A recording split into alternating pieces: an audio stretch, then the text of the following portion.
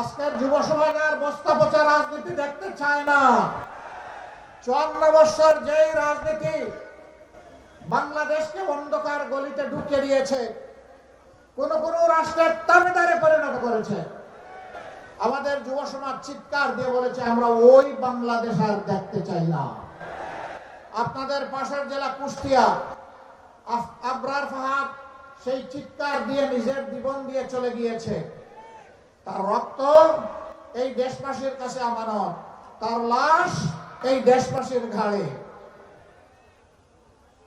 ঠিক একই আওয়াজ ডানা মেলে যুবকদের আইকন বেগম রোকেয়া বিশ্ববিদ্যালয়ের কৃতি ছাত্র আবু সাইদ চিৎকার দিয়ে বলেছিল, হয় আমার অধিকার দে, না হয় আমাকে একটা গুলি দে। ডানা মেলে বলেছিল, বুকের ভিতরে তুমুল ঝড়, বুক পেতেছি, গুলি কর। পিঠ দেয় নাই, বুক দিয়েছিল।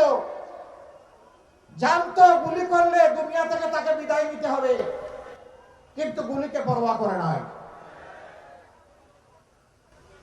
শরীফ ওসমান ইবনে হাদি 24-এর বিপ্লবের আরক নায়ক, আধিপত্যবাদের বিরুদ্ধে এক বজ্র কণ্ঠ। তখন আপোষ করে কথা বলে নাই। তাকে সহ্য করতে না পেরে দুনিয়া থেকে তাকে উঠিয়ে দেওয়া হয়েছে, কিন্তু মাথা নত করে নাই।